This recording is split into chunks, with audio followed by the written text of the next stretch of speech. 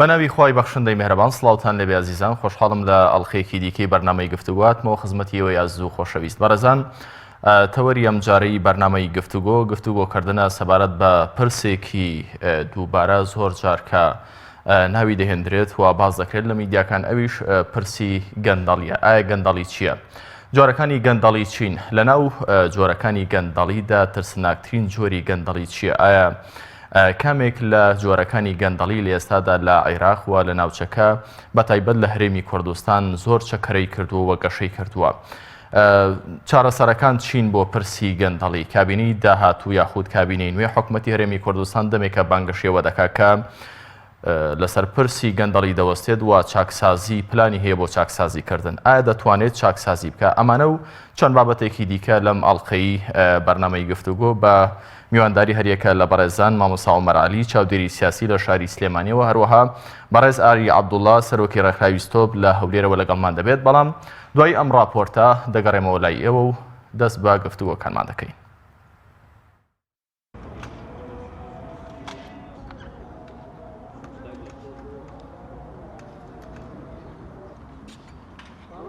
گەندەڵی دیاردەیەکە لە دیاردە کۆمەڵایەتیە خراپ و هەڵەکان، جۆرێکە لە بیرکردنەوە، لە ڕەفتار و هەڵسوکەوت، لە کۆکردنەوەی سەروەت و سامان بە شێوەیەکی ناشەرعی و نایاسایی کە تاکێک لە تاکەکانی کۆمەڵگە یاخود گروپێک یان کۆمپانیایەک یاخود دام و دەستگایەکی حکومی یان ناحکومی پێی هەڵدەسێت و ئەنجامی دەدات لە پێناو دەستکەوت و بەرژەوەندی شەخسی لەسەر حسابی بەرژەوەندی گشتی و بەرژەوەندی ئەوانی دیکە، کەواتە گەندەڵی بریتیە لە پێشێلکردنی یاسا و لادانە لە نەریت و عورفی کۆمەڵگا. ئەم دیاردا ناشرین و دزیەوە لە بەشی هەرە زۆری کۆمەڵگاکان بگرە دەتوانین بڵین لە تەواوی کۆمەڵگاکاندا بەڕێژە و بڕی جیاواز بڵاو بۆتەوە و بوونی هەیە، بەتایبەت لە کۆمەڵگەی عارەبی با کۆمەڵگەی کوردیشەوە بڕ و ڕێژەکەی هەم مەترسیدارە و هەم لە هەڵکشان و بەرزبوونەوەدایە.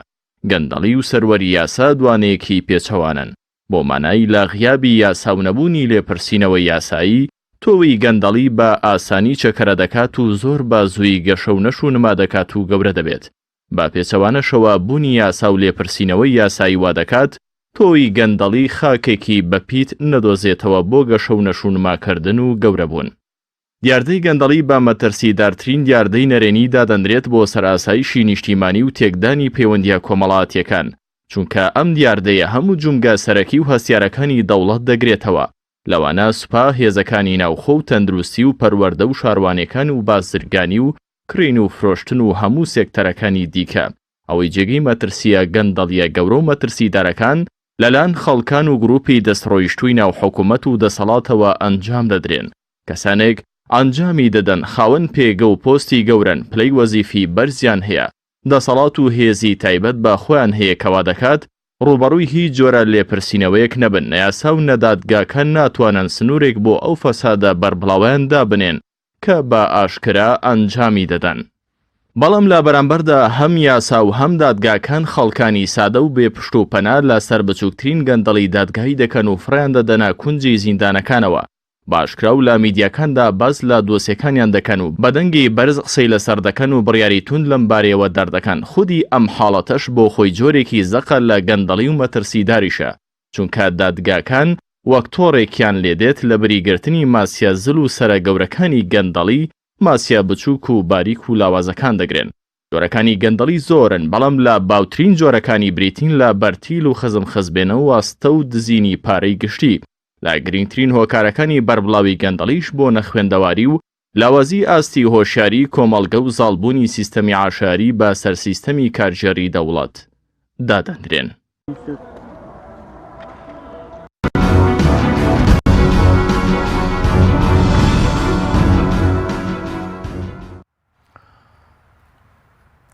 دووبارە سڵاوتان لەبێ عزیزان. بەڕێزان دەچینە ناو گفتوگۆکانمانەوە بە میوانداری هەریەکە لە بەڕێزان مامۆستا عومەر عەلی چاودێری سیاسی لە شاری سلێمانیەوە، هەروەها بەڕێز ئاری عەبدوڵڵا سەرۆکی ڕێکخراوی ستۆپ لە هەولێرەوە بەخێراتنی هەریەکە لە میوانەکانم دەکەم.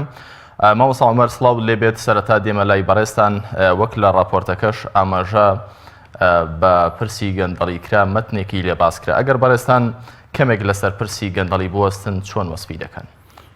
بەڵێ سەرەتا سواسی بەڕێستان و بەرنامەکەتانەکەین بۆ ئەم دیدارە. وەکو لە راپۆرتەکە شاجۆمان لێبوو هەروەها بەڕێزیشتان باستان کرد، گرفتی گەندەڵی ئێستا لە یەکێکە لەو قەیرانە گەورانی کە سەرتاسەری عێراق و کوردستانی گرتوتەوە و یەکێکە لەو لەمپەڕ و ڕێگرانەی کە ناهێڵێ عێراق و کوردستان بەرەو بواری گەشە پێدان بڕوات و هەنگاوی زیاتر بەرەو پێشەوە بنێت و بەتایبەتی ئێستا ئێمە کە باسەکەمان باسە لە کوردستان و گەندەڵی لە هەرێمی کوردستانە، ئێمە ئەبینین بە درێژایی 28 ساڵی ڕابردوو کە لە کوردستانە شتێک هەیە پێڵێن حکوومەتی هەرێمی کوردستان لە بازنەیە کە ئەخولێتەوە و ئێستای حاڵی حکوومەتی هەرێم کە ئەیبینین باشتر نییە لە 27 ساڵی ڕابردووی خۆی کە پیاە تێپەڕیوە، چونکە هەموو ئەو شتانی کە ئیکا دووبارەیە و هەنگاوێک وەکو ئەزمون نانێت و کەڵک لە ڕابردووی خۆی وەرناگرێک و پێداچوونەوە نییە بە ئەو هەنگاوە خراپانەی و چارەسەرێک نییە بۆ ئەو قەیرانانەی کە بە درێژایی حکوومەتەکانی ڕابردوو ڕوویانداوە و ئێمە ئەبینین سەرەتاکەشی لە گەندەڵیەوە دەست پێەکە و لەو هەنگاوانەوە دەست پێەکە کە یاسا پەراوێز خرا، ڕۆڵی پەرلەمان پەراوێز خرا، ڕۆڵی کۆمەڵگای مەدەنی پەراوێز خرا و لێرەوە نخبەیەکی سیاسی دەسەڵاتیان بەدەستەوە گرت. ئەم نخبە سیاسیە بە پێی ئەو ویستانی کە خۆیان هەیەن بوو دەسەڵاتیان قۆرخ کرد و ئاڵوگۆڕی دەسەڵات ڕووی نەدا و هەموو ئەمە بووە مای ئەوەی کە گەندەڵی لە هەرێمی کوردستانە زۆرتر گەشە بکا و بەرەو پێشەوە بچێ. ئەم نخبە سیاسیە بەڕێستان ئاماژەتان بۆ کرد کە بەویستی خوان بەم جۆرەی کە ویستیان بەم جۆران کرد. ئەوان ئیرادان ئەمە بوو کە دژی گەندەڵی بوەستنەوە یاخود هەنگاوەکانی ئەوان جۆرێک بووە لە گەندەڵی لە ڕابردوودا. بەڵێ ئەگەر ئێمە لە سەرەتاوە سیر بکەین لەوانەیە بڵین هەر لە بنیادی یەکەمین حکوومەتی هەرێمی کوردستانەوە ئەمە دەست پێەکە، چونکە ئەگەر تۆ پلانێکی استراتیژی نەبێت لەسەری بڕۆی و ئامانج دیاری نەکەی بۆ ئایندا و پێداچوونەوەت نەبێ بۆ ئەو هەنگاوانەی کە ئەینەی، ئەوە شتێکی حتمیە کە تۆ ئەگەی بەم ئەنجامی کە ئێستا پێیگەیشتووی، چونکە هەر لە سەرەتاوە ئەگەر بێت و حکوومەت بە دامەزراوەی بکرایە و سیستمی سیاسی لە هەرێمی کوردستان بە شێوەیەکی سیستماتیکی و هەروەها پرۆژەی و بە دامەزراوەی کراوی بڕۆیشتایە، حاڵی بەم حاڵی ئێستا ناگەیشت. لەبەرەوە هەر لە سەرەتاوە لەبەر ئەوەی بناغەکەی لەسەر شتێکی خراپ و بۆش بنیادنراوە، لەبەرەوە زۆر شتێکی ئاساییە کە ئەمەی ئێستا ئەیبینین بگاتە ئەم ئەنجامە و هەنگاوەکان بگەنە ئەوەی کە ئێستا ئەیبینین. بۆچی سیستەمی حکومڕانی لەسەر سیستەمێکی پتە و لە سەرەتاوە بنیاد نەدراوە؟ لە 92 یەکەم کابینەی نوێ حکوومەتی هەرێمی کوردستان دروست بوو، ئیرادە نەبوو. مەبەستم ئەوەیە بزانم کە بە ئەنقەست بناغەیەکی پتە و بۆ دەوڵەتداری و حکومەتداری و دژی گەندەڵی دانەندراوە بۆی کە گەندەڵی بکرێت یاخود ئەزمموی کورد و حکوومەتی هەرێمی کوردستان لە باشووری کوردستان هەر ئەوەندە بووە، هەر ئەوەندەی پێکراوە کە تاوەکو ئێستا هێناوێتی. طبعا ئەگەر ئێمە لە سەرەتاوە سیر بکەین لە ساڵی 1992 کە یەکەمین حکوومەتی هەرێمی کوردستان بنیادنراوە، ئەو هێزانەی کە دەسەڵاتیان تیا بەدەستەوە گرتووە چێ بوون؟ ئەو هێزانە بوون کە شۆڕشی شاخیان کردووە و لە شاخەوە گەڕاونەوە بۆ ناو فەزایەکی مەدەنی. پێشتر ئەم کەسانە هیچ ئەزمونێکی دەوڵەتداریان نەبووە و پێشتر هیچ بەڕێوەبردنێکی حکومڕانیان نەبووە و پێشتر هیچ ئەزمونێکی بەڕێوەبەرایەتی کاروباری مەدەنیان نەکردووە. لەبەرەوە ڕاستەوخۆ ئەمان لە شاخەوە دێنە ناو حکوومەت و لە شاخەوە دێنە ناو شار و ئەماش دوو عەقڵیەت و دووشتی جان، ئەوەی لە شاخ ڕابەرایەتی پێکرێ و قسەی لەسەرکرێ و خەباتی بۆ کرێ شتێکە و ئەوەی لە ناو کۆمەڵگەی مەدەنی و هەروەها سیستمی سیاسی و بەڕێوەبردننی حکومڕانی و پیاوی دەوڵەت دەیکا ئەبێ شتێکی تر بێ. لەبەرەوە ئەمان ئەوان ئەنیان نەکرد، شۆڕجێڕەکان ئەبووایە بڕیاری ئەوە بن کە هەتاکو ئێستا لەوەیە بەرپرسیارەتی ئەوان کۆتایی پێدێ و ئەم بەرپرسیارەتیە گەورە ئەبێ بدرێتە دەست نخبەیەکی تر کە لەم بوارەدا پسپۆڕیان هەبێ، شارەزاییان هەبێ، لێهاتووییان هەبێ و ئاگا و شارەزا بن لە بواری مەدەنی و سیستمی سیاسی و ڕابەرایەتی و گەشەپێدانی دیموکراسی و هەروە گەشەپێدانی ئابووری لە ناو کۆمەڵگایە. بەڵام بەداخەوە ئەمان ئەویان نەکرد، سەرەڕای ئەو ململانە سەختەی کە لە نێوان دوو پارتی دەسەڵاتدار یەکێتی و پارتی هەر لە شاخەوە هەبوو و ئەم ناکۆکی و ململانەیە گواسترایەوە بۆ ناو دەسەڵات وە گواسترایەوە بۆ ناو حکوومەت و ئیداریەکان کە ئەمەش بۆ مای ئەوەی وەک وتمان بنەمایەکی لاوازی لە بەڕێوەبەری حکوومەت دادا بنرێت. دەگەڕێمەوە لای بەڕێستان جارێکی دیکە کاک ئاری عەبدوڵڵا سەرۆکی ڕێکخراوی ستۆپ لە شاری هەولێرەوە سپاس بۆم دەرفەتە کاگاری سڵاو لێبێت. ئێوە کۆنفرانسێکتان کرد لە تازەترین ماوەی ڕابردوودا سەبارەت بە پرسی گەندەڵی لە هەرێمی کوردستان. باپی ئەم کۆنفرانسە بەپی ئەم قسانەی کە ئەوانەی کە شارەزان لەم بابەتەدا قسان کردووە بەکوێ گەیشتون لە ئێستادا ئاستی گەندەڵی لە هەرێمی کوردستان لەکوێدایە؟ بەڵێ وەک جەنابیشتان ئاماژەتان پێدا یەکەم ئەزمموی حکومڕانی هەرێمی کوردستان لە دوای ساڵی 1992 یعنی ئەزممونێک بوو ئەزممونێکی سەرکەوتوو نەبوو بۆ بەرەنگاربوونەوەی گەندەڵی. دوای ئەوە کە یەکەم کابینە ڕادەگەیەندرێت دواتر شەڕی ناوەخۆ دروست دەبێت تا ساڵی 2000 ئاسەواری شەڕی ناوەخۆ پرسی گەندەڵی و ڕوبەڕووبوونەوەی گەندەڵی نەبوو پرسێکی جددی لە هەرێمی کوردستان قسەی جددی لەسەر بکرێتن و بەرەنگاری گەندەڵی ببیتەوە. دواتر دوای 2000 ساڵانی 2000 پرسی دوو ئیدارەیی قوڵ دەبێتەوە لە هەرێمی کوردستان دووبارە بەرەنگاربوونەوەی گەندەڵی هیچ هەنگاوێک ناچێتە پێشەوە. دوای 2007 دروستبوونی میدیای ئازاد و کرانەوەی تۆزێک لە کۆمەڵگەی کوردی بەرەبەرە قسە لەسەر گەندەڵی کرا. بەڵام لە ساڵی 2011 کە خۆپیشاندانەکانی هەفتەی شوبات ڕوو دەداتن لە بەرزترین ئاست لە حکومڕانی دان بەوەدا دەنرێت کە گەندەڵی باڵا هەیە دانیان بەوەدانە پرۆژیان بۆ دروست پێشکەش کرد لێژنیان بۆ پێشکەش کرد. لە ساڵی 2011 تا ئێستا لە هەرێمی کوردستان دایان پرۆژە دایان لیژنە دروست بە بۆ بەرەنگاربوونەوەی گەندەڵی بەڵام تا ئێستا هیچ ئاسەوارێکی لەسەر ئەرزی واقع نابینین. وا دێینە سەر ئەو بابەتەی کە بەڕێستان ئاماژەتان پێکرد لە ئاستی باڵا لە هەرێمی کوردستان لە ئاسی سەرۆکاتی هەرێم و سەرۆکاتی حکوومەتی هەرێمیش زۆر جاردان بەوە دانراوە کە گەندەڵی لە ئاستی باڵادا هەیەوە هەندێک جار میکانیزمیشیان دەست پێ کردووە و هەڵمەتیان دەست پێ کردووە بەڵام هیچ ئەنجامێکی نەبووە هۆکارەکان چین کە ئەنجامێکیان نەبووە. بەڵام ئێوە لە ئەم کۆنفرانسەی کە کردتان ئێوە بەچی گەیشتن گەر پرسیاری یەکەم بە زۆرێکی دیکە دووبارە بکەمەوە لە ئێستادا گەندەڵی لە هەرێمی کوردستان لە چه ئاستێکدا هەیە؟ بەڵێ گەندەڵی هەموو جونگەکانی دەسەڵاتی گرتێتەوە ئەو گروپەی کە توانن کارەکانی خۆیان زۆر بە باشی و بە موئەسەسی بەڕێوەبەرین گەندەڵکارانن لە هەرێمی کوردستان بۆیە کە کابینەی نوێی حکوومەتی هەرێمی کوردستان ڕادەگەیەندرێتن لە سەرەتات لە دەستپێچ و لە کارنامەکەی کە دەڵێتن لە ئەولەویەتی کارەکانمان ڕوبەڕووبوونەوەی گەندەڵیە. هەروەها لەو هێلە گشتیانە کە پێشکەشیان کرد لە کارنامەکە یەکەم خاڵی چاکسازی و ڕوبەڕووبوونەوەی گەندەڵیە کەواتە بوونی گەندەڵی بوونێکی زۆر دیار و زەقە لە هەرێمی کوردستان و کێشەیەکی گەورەیە لە بەردەم حکومڕانی لە هەرێمی کوردستان نکۆڵی لەوەدا ناکرێت بۆیە کە سەرۆکی ئەنجومەنی وەزیران بڕیار دەداتن لە ئەولەویەتی کارەکانیدا بێتن ئەو کەواتە ینی دانپێدانانێکی گرینگە کە گەندەڵی هەیە سەرباری ئەو بەڵێنانە کە دەدرێتن بەڵ ئێمە لە کۆنفرانسەکەمان بەهۆی ئەو ئەزمونەی کە لە ڕوبەڕووبوونەوەی گەندەڵی و چاکسازی هەمانە لە ڕێکخراوەکەمان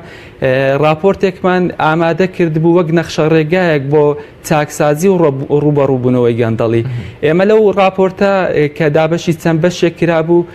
دەستمان لەسەر هەموو ئەو خاڵ و کەلێنانە دانابوو کە ڕێگە خۆشکەرن لە بۆ گەندەڵی هەروەها ئەو بابەت و پرسانەش باس کرایە کە دەتوانرێت لەو ڕێگەیەوە چارەسەر و چاکسازی بکرێتن. باش بەدیدی ئێوە خاڵە زۆعفەکان نقطە زۆعفەکان لە سیستەمی حکومڕانی هەرێمی کوردستان بە پێی راپۆرتەکەتان لەکوێدایەوە چارەسەرەکان چین ئەگەر زۆر بە کورتی باسی بکەیت چووکە پرسیارێکی زۆرم ماوە. بەڵێ سەرەتا دەبێ حکوومەتی هەرێمی کوردستان شکۆ بۆ دامەزراوەکانی بگەڕێنێتەوە بە تایبەتی ئەو دامەزراوانەی کە ڕۆڵی کاریگەریان هەیە لە ڕوبەڕووبوونەوەی گەندەڵی و هەروەها کردنی چاکسازی بە تایبەتی پەرلەمانی کوردستان هەروەها دامەزراوە ڕقابیەکان وەک دیوانی چاودێری دارایی دەستەی دەستپاچی داواکاری گشتی پاڵپشتی ئەو موسساتانە بکاتن لە سەرەتا بۆ ئەوەی دەوری خۆیان بجێڕن هەروەها کۆمەڵێک چاکسازی هەیە لە یاساکان هەروەها کۆمەڵێک هەنگاو هەیە کە حکوومەتی هەرێم لە ئێستا کابینێتن بە تایبەتی یاسای خانە نشینی یاسای چاکسازی خانە نشینیە مەلەفی نەوتە کۆمەڵێک مەلەفی ترن کە حکوومەتی هەرێم دەتوانێت هەنگاوی باش بنێتن بە تایبەتی ئێمە یەک لەو پرسە زۆر گرنگانە کە لە دوای 2014ەوە لە هەرێمی کوردستان پرسی بودجێ تا ئێستا لە ساڵ 2014ەوە تا ئێستا بودجە نەچۆتە پەرلەمانی کوردستان پێویست دەکا حکوومەتی هەرێم ئەمە لەو راپۆرتەکەش ئاماژەمان پێکردیە. کاکاری پێشتر لە قسەکانە دامەژەت بۆ کرد کە لە ئێستادا لە هەرێمی کوردستان بە موسسەترین شت لە هەرێمی کوردستان پرسی گەندەڵیە بە موسسی کراوە کێن ئەوانەی کە گەندەڵیان بە موسسی کردووە تا ئەمانە باندن لە ناو دام و دەستگا فەرمیەکانی دەوڵەتدا یاخود گەندەڵی چۆن ئەگەر ئەمە ڕوونتر بکەیتەوە سپاس دەکەم. بەڵێ بە دڵنیاییەوە باندن لە هەموو شوێنێک دەسەڵاتیان هەیە هێزیان هەیە لە ناو حزبن لە ناو حکوومەت تا دەسەڵاتیان هەیە پێویست دەکاتن ئەو گروپانە یعنی لە ماوەی ڕابردوودا لێژنە دروست بووە بۆ ڕوبەڕووبوونەوەی گەندەڵی ئێمە کۆمەڵێک راپۆرتمان ئامادە کردووە لەو مەجالەکە بۆ موسسەتەکانی ڕقابی دیارن داواکاری گشتیە دەستەی دەستپاچە پەرلەمانی کوردستانە هەروە ئەو لێژنانەی بۆ چاکسازی دروست بوونە هەموو ڕاستپاردەکەم ئەگە بگەڕێەوە سەری دیارە کە ئەو گروپانەی کە گەندەڵی دەکەن بۆ هەموو دامەزراوە ڕسمیەکان دیارن بەڵام بەهۆی نەخەملینی ئیرادەیەک و ئیرادەیەکی جدی بۆ ڕوبەڕووبوونەوەی گەندەڵی نەتواندراوە بەر بەو گروپە مافیایانە بگیرێتن و چاکسازی لە هەرێمی کوردستان بکرێتن تا ئێستا ئەو گروپانە زاڵترن. دەگەڕێمەوە لای بەڕێستان جارێکی دیکە مامۆستا عومەر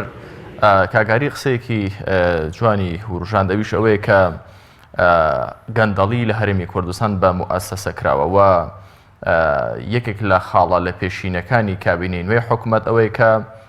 ڕوبەڕووی پرسی گەندەڵی بێتەوە ئەمەشدان پێدانانە بە هەبوونی گەندەڵی لە هەرێمی کوردستان. گەندەڵی چۆن لە هەرێمی کوردستان بە موسسە کراوە؟ بەڵێ ئەگەر سەرنج لە گەندەڵی بکەین لە هەرێمی کوردستانە و وەکو گەورەترین مەترسی سەیری بکەین کە من پێم وایە مەترسیەکەی لە مەترسی تیرۆر و ئیرهاب کەمتر نییە چونکە ئەمە ڕاستە لەوانەیە تۆ ڕوبەڕووی داعش و هێزە تیرۆریستەکانی ترە بیەوە لە ڕێگەی هێزێکی چەکداریەوە بەڵام ئەگەر بگەڕیتەوە بۆ ناوخۆ ئەمە لە عێراق و لە کوردستانی شاوایە ئەو گروپەی کە بەرپرسیاری گەندەڵین و بەرپرسیاری هەموو ئەو ناتەواویانن کە ئێستا لە حکوومەت و لە کۆمەلگای کوردیا هەیە ئێستا تۆ بینی کە خزمەتگوزاری نیە ئێستا تۆ بینی کە موچەکەمە ئێستا تۆی بینی کە بوارەکانی گەشەپێردان لە کوردستانە هیچ وەستاوە یعنی حکوومەتێکە بینی تەنها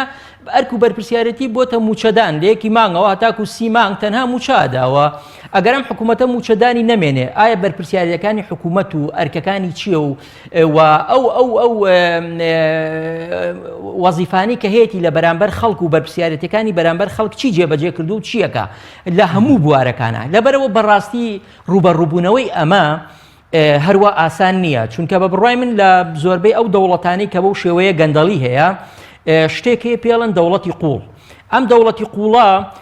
لە دەرەوەی حکوومەت و لە بەر دەرەوەی دام و دەستگا فەرمیەکان و پەرلەمان و ئەوە ئەمانە گروپێکی ترن ئەم گروپانە لە ناو زۆربەی پارتە سیاسیەکانە هەن لە ناو کۆمپانیاکانە هەن لە ناو حیزبە حکومڕانەکانە هەن و ئەمانە دەسەڵاتێکی فراوانیان هەیە میلیشیان هەیە سەرۆت و سامانێکی باشیان هەیە لە بواری داراییە پێشکەوتون لەبەرەوە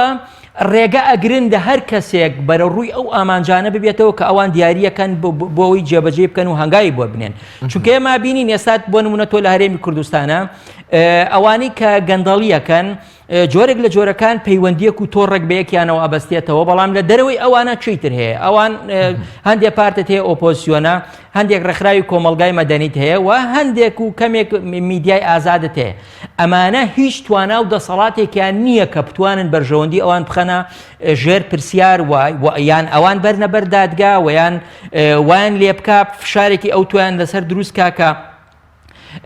ملکەج بن بۆ یاسا لەبەرەوە لە هەرێمی کوردستان دۆخەکە زۆر خراپە لەوانەیە بڵم هەندێک لە عێراقیش باشتر بێت چونکە بۆ دام و دەستگا فەرمیەکان کە هەیە تۆ بینی لە کار خراوە دادگاکان ڕۆڵێکی ئەو تویان نەماوە و پەرلەمان کە بڕیارە یەکەم دامەزراوە بێ کە چاودێری بکە و لە گەندەڵی پرسێتەوە و چاودێری حکوومەت بکە ئیپارتە سیاسیەکان بکە و ئاگای لە موازنە و بودجە و ئەوەی حکوومەت بێ بەڵام لە ساڵی 2014ەوە یعنی حکوومەت هیچ بودجەیەکی ئاشکرای نییە کەواتە ئەمانە زۆر زەحمەتە تۆ بەم ڕێگەوە بە ئاسانی بتێ بەرەو ڕویان ببیتەوە و بتوانی ئەم کارانە بکەیت چونکە ئەمە کە تۆ ئەتەوێ ئەنجامی بدەیت پێویستی بە میکانیزمی خۆی هەیە و پێویستی بە هێزی فشاری گەورە هەیە کە تۆ بتوانی ئەوانە ببیتە بەردەم دادگا بەڵام لە ئاستی باڵادا وەکو دەستەی دەستپاکی و پەرلەمان و دیوانی چاودێری دارایی ئەمانە کۆمەڵێک دام و دەستگان کە بۆ ئەوە دروستبوون کە ڕوبەڕووی گەندەڵی و چاودێری دام و دەستگاکان بکەن تەنانەت ئەوانیش لە هەرێمی کوردستان ناتوانن ئەوانی کە باسییان دەکەن بە گەندەڵیەوە تێوەگلاون بیان خەنە دادگا یاخود لێپێچینەوان لەگەڵدا بکەن ئەمە ئەگەر سیر بکەین لە هەرێمی کوردستان و تەنانەت لە عێراقیشە یعنی ئەو هەوڵانەی لەم دوای عادل عەبدولمەهدی دای بۆ چارەسەری گەندەڵی لە عێراقا و ئەو دەستگایەکی دادگای لێپێچینەوەی باڵای دروست کردووە لە دەرەوەی حکوومەت کە بۆ ئەوەی ئەمە سەرەتایەک بێ بۆ ئەوەی بتوانێت ئەم گەندەڵکارانە بداتە دادگا بەڵام ئەگەر سەیری هەڵوێستی شەقام بکەین ئەبینین شەقامی عێراقی بەگاڵتەجاڕیەوە سەیری ئەم هەوڵانی عادل عەبدولمەهدیەکە بۆچی چونکە ئەو میکانیزمەی نییە ئەو هۆکارانەی نییە کە بتوانێت ئەم گەندەڵکارانە بێنێتە بەردەمی دادگا چونکە بەشێکی زۆر لەو گەندەڵکارانە سەر بە کۆمەڵە پارتی سیاسی هەموو میلیشای چەکداریانەیە و پارێزگاریان لێەکەن لەلایانی پارتەکانیانەوە لەبەرەوە بەم ئالیەتە تۆ ناتوانانی ئەمە بکەیت لە هەرێمی کوردستانی شتەکە بڵام جۆرێک لەو جۆرانەیە منەڵێم پێش ئەوەی تۆ هەنگاوێکی عملی دەست پێ بکەی بۆ سزادانی ئەو گەندەڵکارانە لە ناو حکوومەتە من پێم وایە ئەمە هەرگیەکان بدرێتەوە دەست پارتە سیاسیەکانی خۆیان بۆ نمونە یەکێتی چەند گەندەڵکاری تایە توانێت گەندەڵکارەکانی خۆیان جارێ لە لیستێکە ناونووسیان بکە و دوجار بە هەندێک ئیجراعاتی حیزبی خۆیان ڕوبەڕوویان ببنەوە هەروەها پارتی لە ناو پارتیا چەند گەندەڵکار هەیە پارتی دیموکرات بتوانێت ناوەکانیان بنووسێ و بیدا بە ڕاگەاندنەکان و دوجار دادگای لێ ئاگادار بکاتەوە و هەنگاوی عملی بنێ بۆ نمونە سەدریەکان لە عێراق ئێستا هەنگاوێکی هاوشێوەیان نا یعنی نزیکەی 1000 کەسیان لە ناو سەدریەکانە دیاری کردووە کە ئەمانە بەوە ناسراون کە لە پاڵ ئەوانە گەندەڵیان کردووە باش بەڵام ئەمە لە هەرێمی کوردستان چۆن دەکرێت مامۆستا عومەر لە کاتێکدا کە نوێنەرانی ئەو حەزبانە لە ناو حکوومەت هەرێکە و پۆستێکی باڵای هەیە لە دەرەوە کۆمەڵێک دام و دەستگای ئەعلامی بەهێز زۆر جار بەشان و باڵی ئەو بەرپرسانەدا هەڵدەڵێن تەنانەت هەندێک جار ئەگەر گەندەڵیش بن دانکەن بە پاڵەوانی ساحەکە ئەم گەندەڵی بەما بنەبەر دەکرێت لێرە گرفتەکە ئەوەیە کەواتەی لێرە گەندەڵی لە هەرێمی کوردستان و عێراقیشە ئەمە گەندەڵیەکی سیاسیە و بنەماکەی ئەگەڕێتەوە بۆ گەندەڵی سیاسی چونکە هەتاکو ئێمە لە ڕووی سیاسیەوە بارودۆخی هەرێمەکە باش نەکەین و ڕۆڵ نەجێڕینەوە بۆ دامەزراوەکانی وەکو پەرلەمان و دادگاکان و میدیای ئازاد و کۆمەڵێشتی تر هەیە ئێمە ناتوانین هەنگاو بۆ چارەسەری گەندەڵی بنین لەبەر ئەوە ئەبێت تۆ سەرەتا سیستمە سیاسیەکە لە گەندەڵی پاکەیتەوە و کاتێک کە یاسا سەروەر بوو کاتێک کە دادگاکان ڕۆڵی خۆیان هەبوو کاتێک کە پەرلەمان ڕۆڵی ڕاستەقینەی خۆی جێڕا ئەو کاتە تۆ ئەتوانی هەنگاو بنی بۆ چاکسازیەکی باش لە هەرێمی کوردستانە بەڵام لە کاتێکە کە تۆ پەرلەمانەکە پەرلەمانێکی لاواز بێ حکوومەتەکە حکوومەتێکی لاواز بێ و دادگاکان دادگایەک بن لەلایەنی حیزبەوە سەرپەرشتی بکرێن و لەلایەنی حیزبەوە تەوجیهات وەربگرن. ئێستا هەموو دامەزراوەکان وەکوتم دامەزراوەکانی حکوومەت و دامەزراوە فەرمیەکان لەژێر چاودێری مەکتەب سیاسیەکان و لەژێر چاودێری مەکتەب سیاسیە پارتە دەسەڵاتدارەکان ئەبرێن بەڕێوە. لەبەرەوە ئەبێت تۆ ئەم دەسەڵاتە لەم حیزبە سیاسیانە وەربگریتەوە بیدەیتەوە بەم دامەزراوانەوە ئەم دامەزراوانە سربەخۆ بن و حیزب نەتوانێت دەست بخاتە ناو کاروباریانەوە. ئەو کاتە حیزبی دەسەڵاتدار کاتێک کە ئەڵێ من هەنگاو ئەنێم بۆ چارەسەری گەندەڵی ئەبێ پرۆژەی استراتیژی هەبێت. ئەم پرۆژە استراتیژیە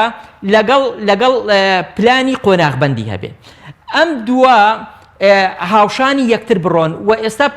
سەرۆکی حکوومەت ئەبێ من ناڵێت دژاتی گەندەڵ یەکەم ئەبێ پلانەکەی خۆیمان بۆ بخوێنێتەوە.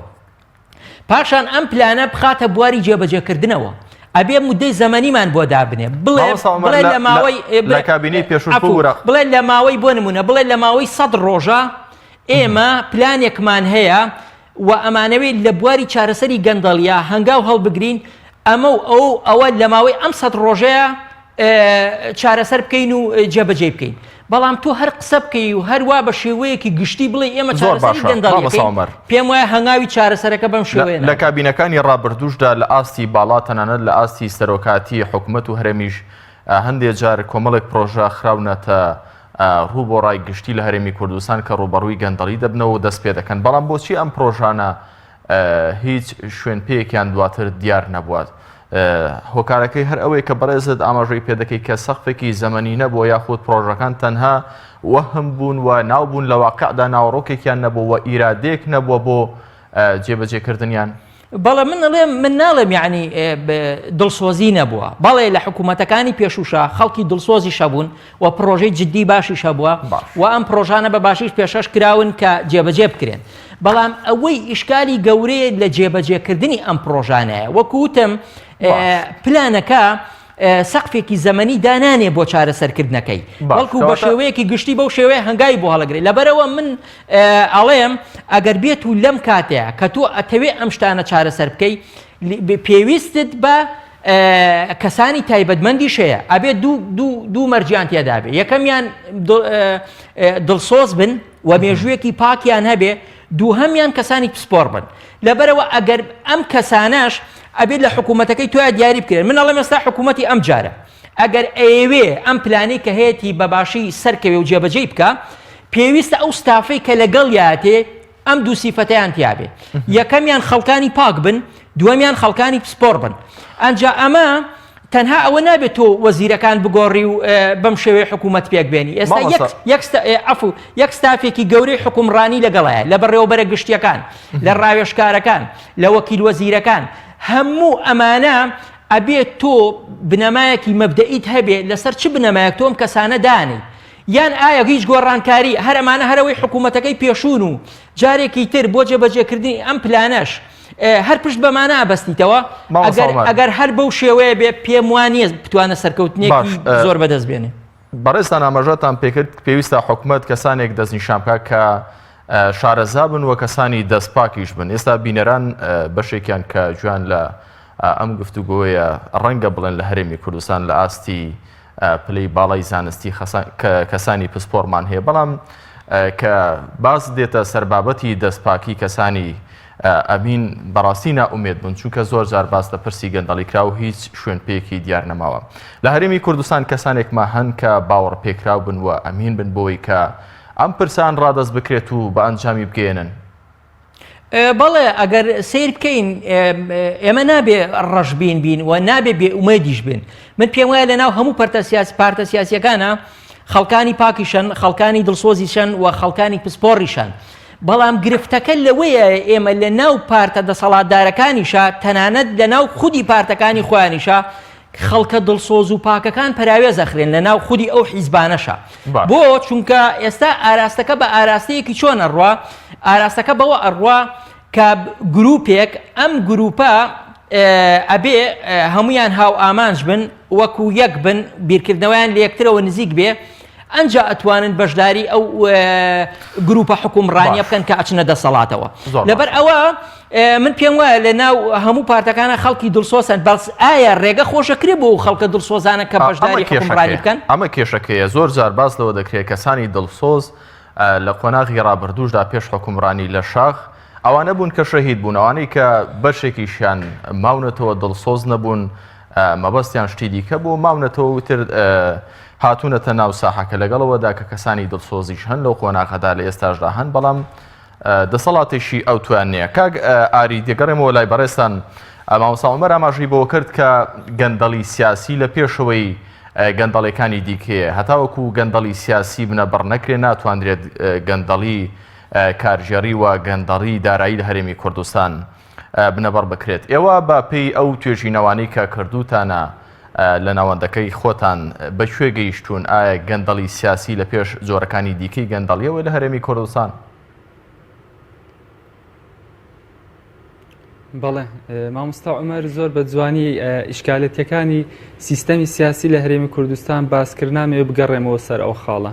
بەڵێ ئێستا لە حکوومەتی هەرێمی کوردستان کۆمەڵێک هەنگاو هەیە، هەنگاوی ئانین لە ئەولەویەتی ئیشەکان دەتوانێت دای بنێتن کاری لەسەر بکاتن. یەک لەو مەلەفانەی کە زۆر زۆر گرینگە ئەو کابینەی ئێستا کابینەی نوێم حکوومەتی هەرێمی کوردستان بە تایبەتی مەلەفی نەوتە کە داهاتی هەرێمی کوردستان ١٩٠ زیاتری لەسەر نەوتە.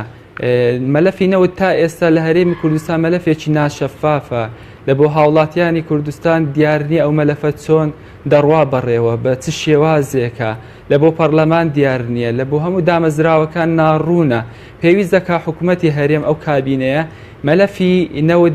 بە یەکجاری ئەگەر دەیوێت چاکسازی بکاتن سەرەتا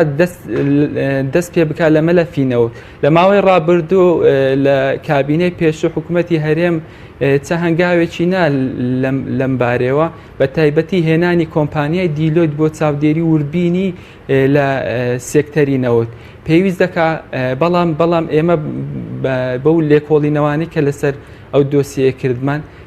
هاتنی کۆمپانیای دیلۆت تەواو مەلەفی نەوت شەفاف ناکاتن، نەتواندرا ئەو دۆسیە بە تەواوی یەکلایی بکرێتەوە. پێویست دەکا حکوومەتی هەرێم ئەو کابینەیە بە جددیتر ئەو دۆسیە یەکلایی بکاتەوە، چونکە وەک خۆمان دەزانین هەرێمی کوردستان فرە داهات نییە کە داهاتەکەی تەنها لەسەر نەوتە. ئێستا کە گازیش وەکی دەڵێ زۆر چۆتە پێشەوە، پێویست دەکا حکوومەتی هەرێم بە تایبەتی کە ئێستا یاسایەکی گرنگکە دروستکردنی سندوقی داهاتی نەوت و گاز کە پێویست دەکا حکوومەت کارای بکاتەوە ئەو داهاتێک کە لە نەوت دەست دێتن بخرێتە ئەو سندوقەوە بۆ ئەوەی هاوڵاتیانی هەرێمی کوردستان بتوانن بزانن کە ئەو داهاتی لە نەوت بەدەست دێتن چۆنە. شەفافکردنی مەلەفی نەوت زۆر زۆر گرینگە لەو کابینەوە ئیشی لەسەر بکرێت. خاڵێکی ترکە کە زۆر زۆر پێویستە کاگاری کە باس لە گەندەڵی دارایی لە هەرێمی کوردستان دەکرێت، زۆر زار باس لە مەلەفی نەوت دەکرێت. ئەو کۆمپانیاش کە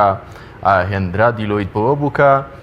بەرچاوڕوونی بۆ هاوڵاتیان و بۆ دام و دەستگا فەرمیەکان ئەوانەی کە چاودێری ئەم پرسە دەکەن بدات. نەقسەکانی ئەم کۆمپانیا لە چیدا؟ ئەو دەبووە چی بۆ ڕایگشتی و بۆ ئەم دام و دەستگانەی کە چاودێری مەلەفی نەوت دەکەن بخەنە ڕوو کە نیان خستۆتە ڕوو؟ بۆچی ئەمە ئیشباحی ئەمانە ناکات؟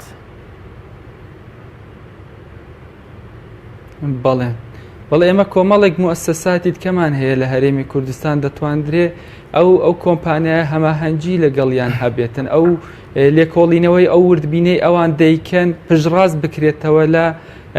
دامەزراوەکانی وەکو پەرلەمانی کوردستانە، دیوانی چاودێری داراییە کە پێویست دەکە ئەوانیش بهێنە دەرابانە ناو ئەو کارە لە چوارچێوەیە ئەوانش کاریان بکرد بە، چونکە ئەو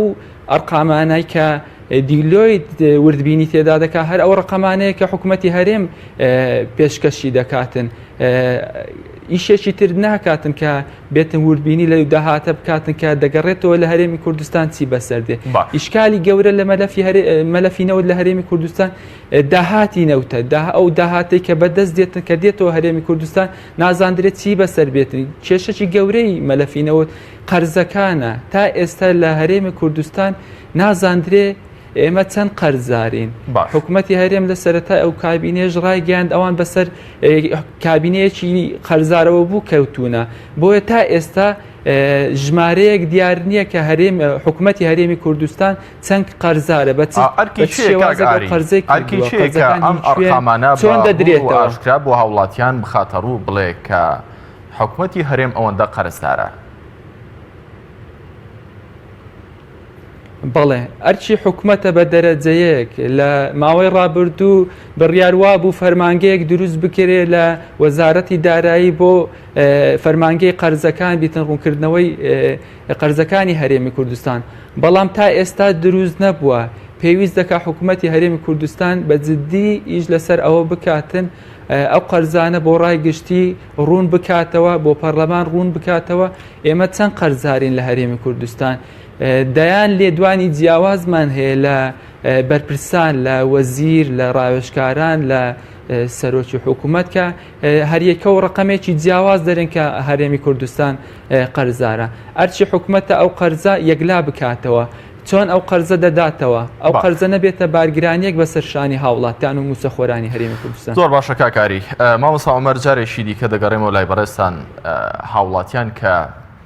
گویان لەم جۆرە گفتوگویانە دەبێت زۆر جار بەڕاستی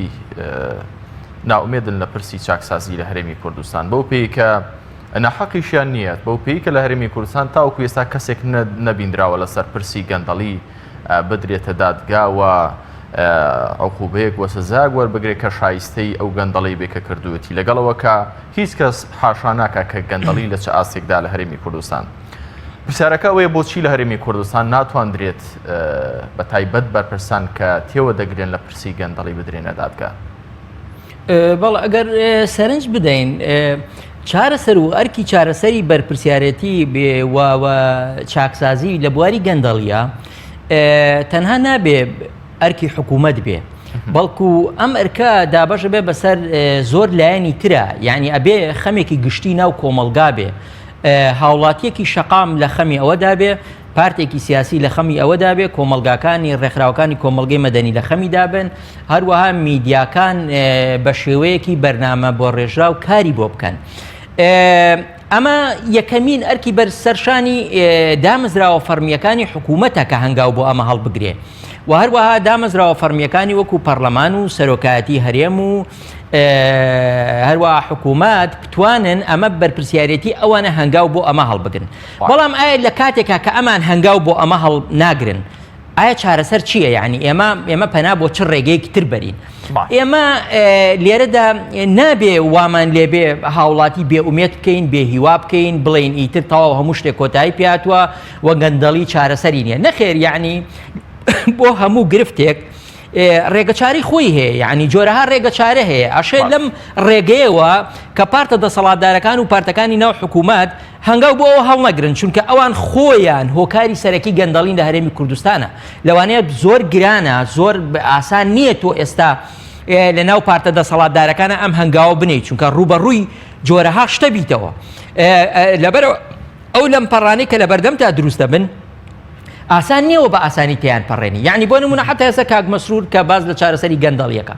زۆر ئاسان نییە بۆی بتوانێت ئەم هەنگاوە هەڵبگرێ هەم لە ناو یەکەم شت کە بەرەو ڕوویە بێتەوە کۆمەڵێک بەرپرسی ناو پارتەکەی خۆیەتی ئەنجا دوایی پارتەکانی تر و کۆمپانیای تر و شوێنی تر و دامەزراوەی تر لە ناوخۆ لە دەرەوە کاکە سوودمەندن لە بوونی ئەو گەندەڵیە لەبەرەوە ناهێڵن ئەوانە هەنگاو بەرەو چاکسازی بدرێ بەڵام ڕێگەچارەی تر ئێمە لە دوای ئەوە ئەگەر بەو شێوەیە هەنگاو نەنرا ئێمە لە چه ئاستێکی ترا هەنگاو بنین ئاستەکەی تر زۆر گرنگە ئەویش ڕێکخراوەکانی کۆمەڵگەی مەدەنیە و هاوڵاتیە لەسەر شەقام و پارتە سیاسیەکانە و پارتە ئۆپۆزیسیۆنەکانە بەڵام مامۆستا عومەر چاکسازی لەسەرەوە زیاتر وا باوە دەکرێت لە خوارەوە هاوڵاتی چی پێ دەکرێت هاوڵاتیشی ئاسایی گریمان ناومێدیش نەبوو چۆن دەتوانێت با ناومێدیش نەبێت چۆن دەتوانێت چاکسازی بکە لە کاتێکدا چاکسازی ئەمە سیلسیلەیە کە دەبێت لەسەرەوە شۆڕ بێتەوە بۆ خوارەوە بەڵێ ئێمە لێرەدا گرفتەکە زۆرتر ڕوونەکەینە پارتی دەسەڵاتدار و ئەو پاردانەی کە لە حکوومەتان چونکە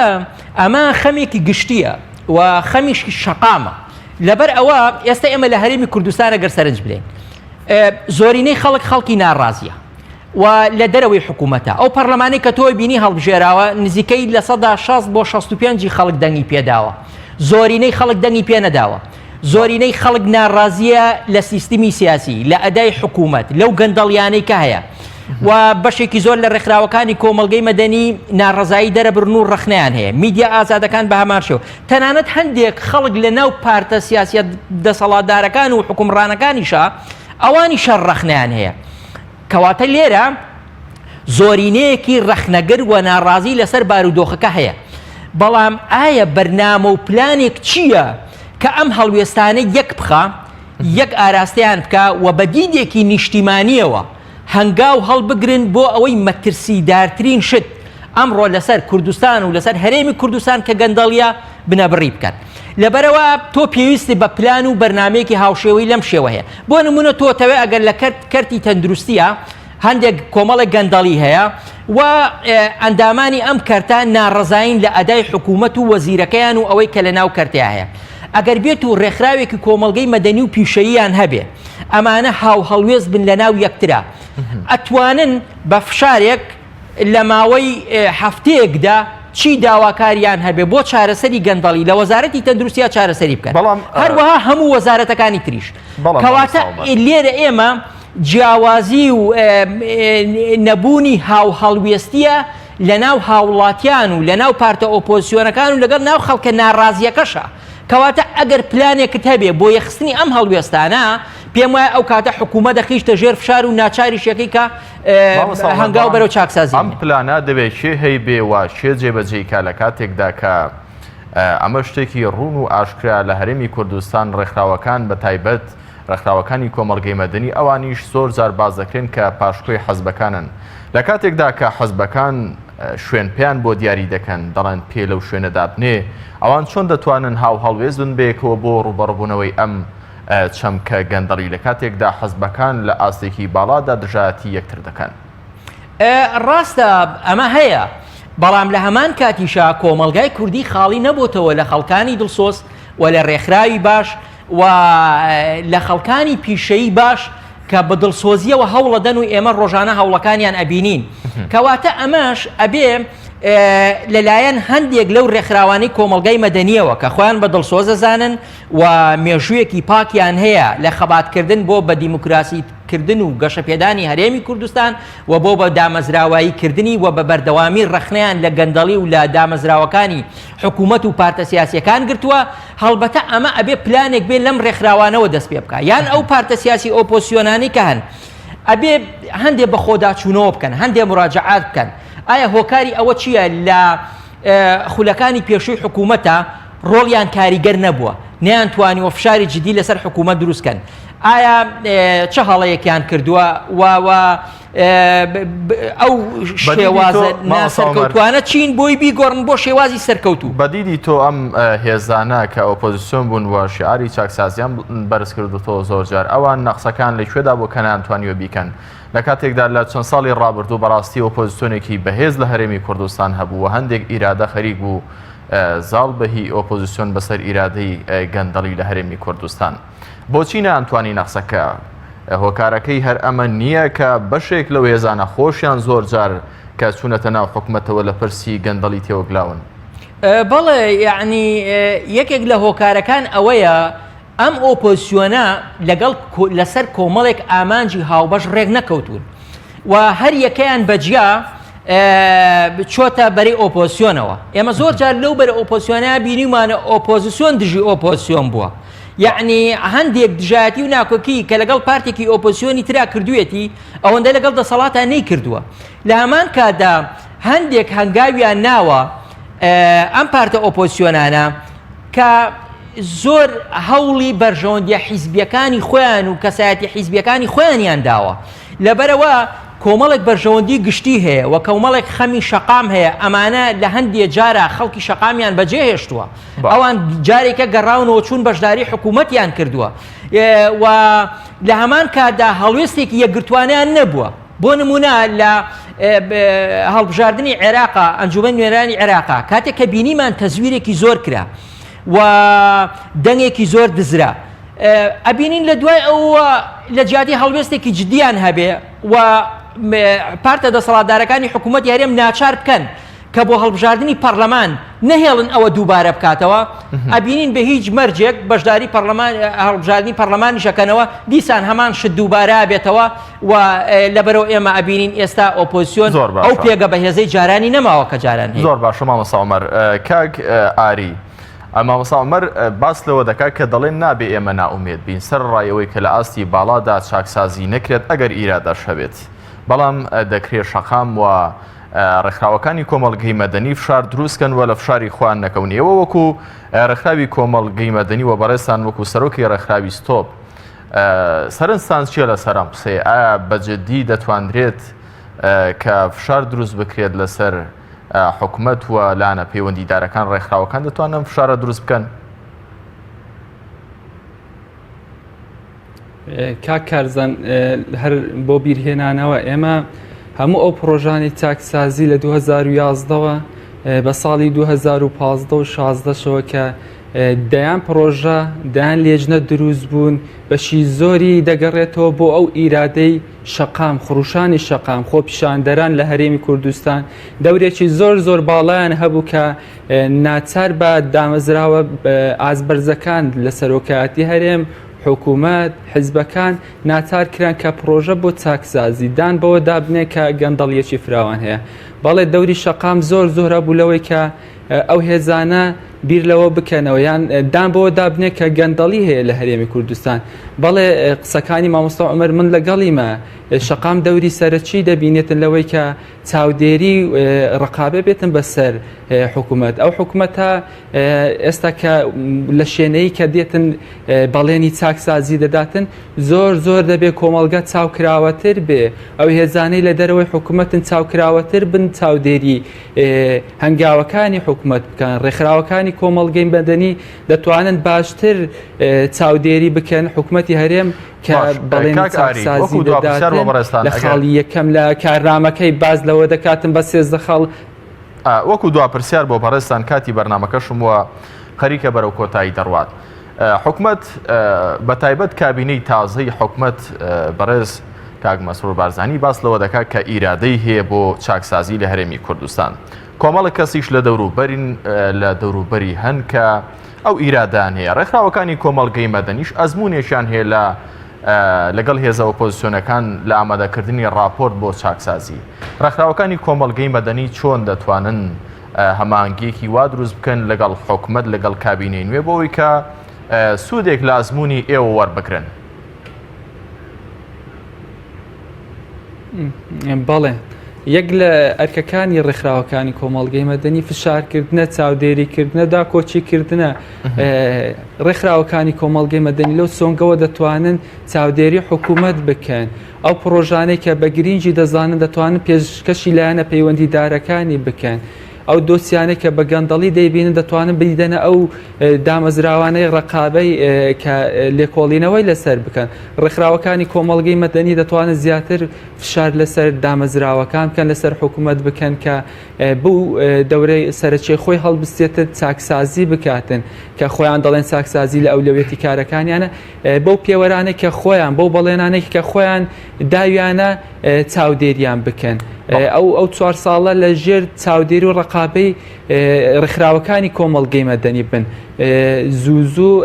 6 مانگ جارێک راپۆرتیان لەسەر بڵاو بکرێتەوە کە